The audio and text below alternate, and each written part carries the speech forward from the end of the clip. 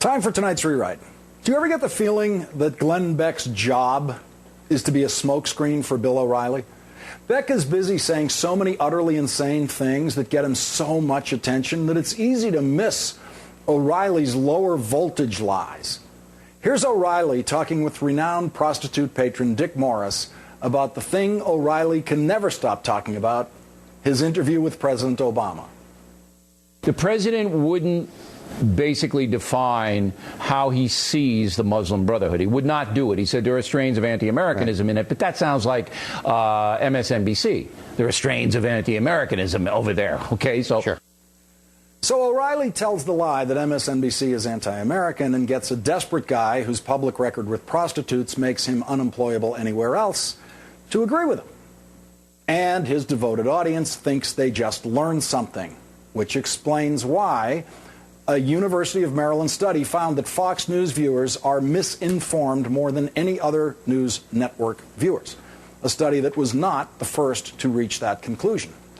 Now, when I say O'Reilly is lying about this, I'm giving him credit for sometimes being smarter than what he actually says. And on this one, O'Reilly knows better. He knows there's nothing anti-American going on at this network. But he's seen the studies about how, shall we say, impressionable his audience is. And he knows that everyone on the Fox payroll who appears as a guest on his show is going to say exactly what he wants them to say.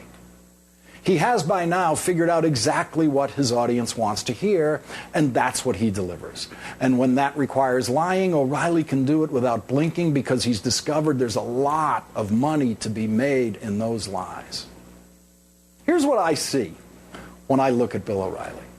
A very, very, very rich man who has grown phenomenally rich by playing a character on TV that the most gullible audience in the history of television falls for. When I look at O'Reilly, I also see dozens of guys I grew up with who are just like him. Overbearing, argumentative Irish guys who think they know everything and can back up nothing. Those guys have always been a joke to me, which is why O'Reilly almost never has the capacity to outrage me, because he is just a joke to me most of the time. But when he blares homicidal encouragement for killing physicians who perform abortions, he deserves all the serious-minded condemnation he has received for that, much of it eloquently delivered through the microphones of this network. But most of what O'Reilly does day in and day out deserves nothing more than to be laughed at, which is how Saturday Night Live treated him this weekend. What else can you do with someone who says he knows of no explanation of why the tides go in and out? And then, when told it has a little something to do with the moon, thinks he can stump you with this question. How'd the moon get there? How'd it get there? How'd it get there? How'd it get there? How'd the sun get there? How'd it get here? How'd it get there? Come on. How'd it get there?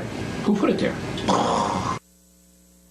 He believes he can ask an utterly idiotic question like that and intimidate you simply by using his faux Irish tough guy style.